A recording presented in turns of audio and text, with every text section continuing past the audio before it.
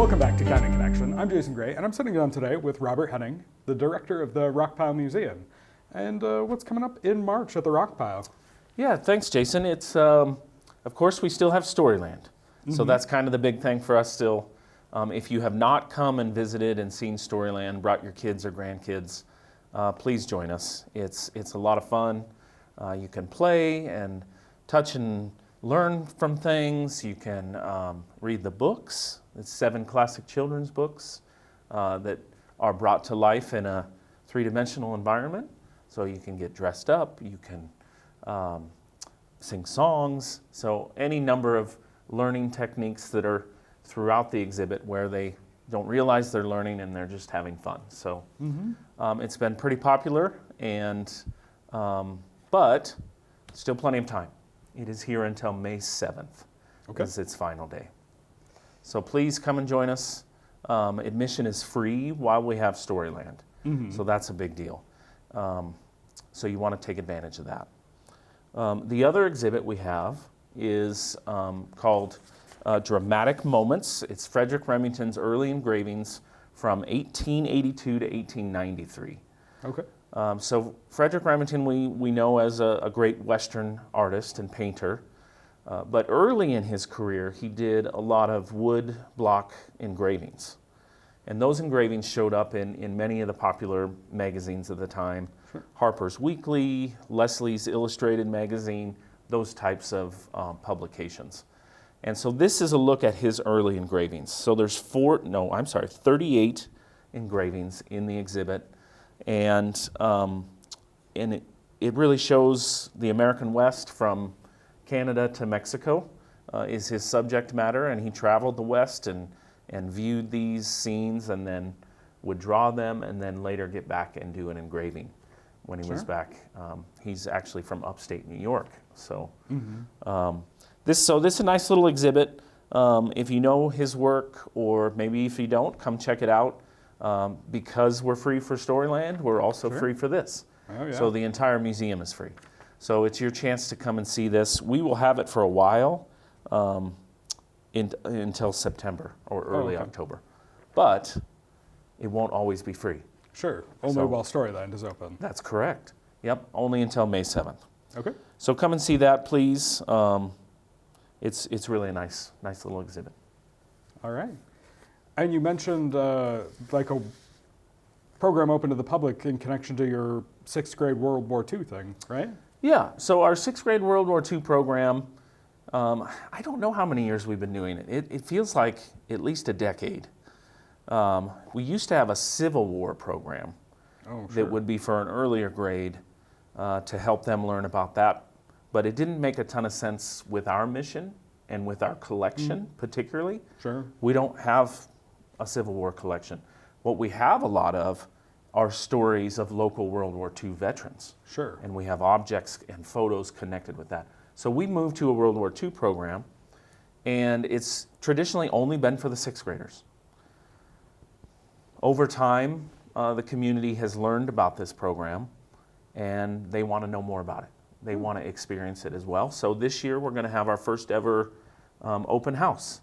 It is titled Voices of Valor. Okay. So it's a World War II open house. It'll be Tuesday, March 25th from 5 to 7 at Camplex Energy Hall. So you'll get to come and walk through the stations just like the students would, and talk to our wonderful volunteers that put on the program and learn about local World War II history. So it's free. We'll have some refreshments, and we would just love for folks to come out and learn more about the program that we do for the 6th graders. Sure. And particularly if you have a family member who was a local veteran in World War II. We'd love to have you come out and help us honor your family member. So, yep, again, that's Tuesday, March 25th from 5 to 7 at Energy Hall.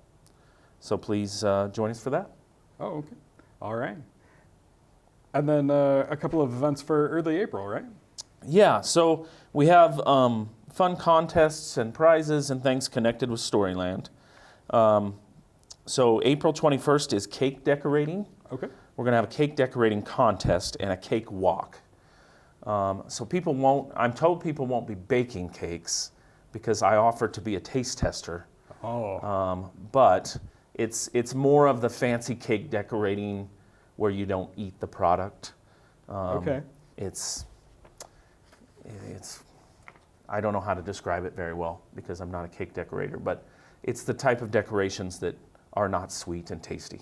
What, like fondant and stuff? Yeah, fondant Okay. and plastic things on top and really Okay. creative cake decorating. So if you're interested in that, let us know. We can get you more information on that contest. But the event itself will be April 21st. Okay. Open to the public. We'll have several age categories and prizes. And again, not a real cake that I can eat. So I'm a little disappointed. But I'm going to be in that cake walk because I want a cake. Sure. So, if they allow me. Before that, we'll have a Family Connect Day where we have community partners coming in. That's April 5th. We'll have Gabriel Project of Wyoming, Family Resource Center, and UW Community Health and Vitality will be in to share what they do with families. So come and see Storyland on April 5th and talk with those different entities in our community. And that's it for April. Of course, May brings our Sheep Herders Festival. Sure. So May 2nd and 3rd, put that on your calendar. May 24th, Memorial Day weekend, we are working on a new special event. Oh, okay. So this is a little teaser.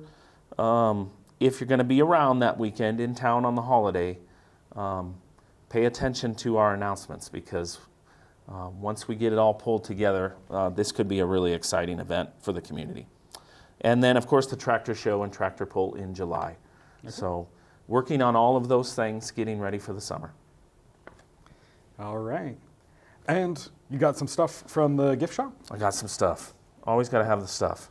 So no museum admission right now. So that means put your admission dollars towards some great gifts in the museum store. This is, we've got quite a few different t-shirts. Of course, we've got museum t-shirts, Wyoming t-shirts. This one is Wyoming counties. So it's the counties, and the county name is in the shape of the county. So you can see Park County up here. Typographic. Yeah. Campbell is, long, tall county. Yeah, that's a real easy shape to do because Yes. it's just a big rectangle. Yeah, it's the other fun ones, Hot Springs and Washakie, those over by the parks that have some fun shapes. Everybody else is a little bit kind of standard, but yeah, that's kind of a nice little Wyoming gift for folks. So come check that out. That is, oh gosh, I think that is $30 for that shirt. Of course, we have our little mini building blocks. Brought a black bear climbing a tree this time. So that's a fun one. We've got all the great Wyoming animals. Sure. Elk, moose, prairie dogs, pronghorn. So those are fun for the Lego fanatic in your household. What else do we have here? We got lots of little trinkets and fun things for family maybe that's visiting or want a piece of Wyoming. We've got pins, Wyoming pins, Campbell County pins, stickers. We've still got our Hurrah for the Cowboy and Rockpile Museum stickers. Sure. Another fun little thing is we have some fossil teeth. Oh, These are going to be hard to see because they're small, but this is a mosasaur tooth. Okay. So a mosasaur would have been a creature that lived in this area in the western interior seaway. And then these are ancient shark teeth. Okay. And while these are not from here, they're representative of the types of things that would have been here. And these are millions and millions of years old from the late Cretaceous period. These particular fossils are from Morocco. Oh, okay. In Morocco, you can actually, if you go visit ever, they're just thousands and thousands of fossil teeth. You can just go out into the ground and scoop them up. Gosh. But these are kind of cool for the rock hound or the fossil or the dinosaur fan in your family, and they're really reasonable, just a few dollars to get some fossil teeth. All right. And then some books. Got some local ones. This is from the Wright Museum, put this out, From the Belle Fourche to the Antelope. and it's about families in southern Campbell County. We've got Wyoming history. So this is the lost coal district of Gibo, Crosby, and Kirby. So that's Bighorn Basin coal mines. Okay. They had quite a few underground coal mines Oh. in the early part of the 20th century in the Bighorn Basin. Most of that, I think all are closed at this point. I'm not sure they're doing any coal mining over there. Some of these same miners, though, worked in the Sheridan area, and for a few years came over and worked in Gillette at our underground mine, the Peerless Mine. Oh. So we have connections to this history.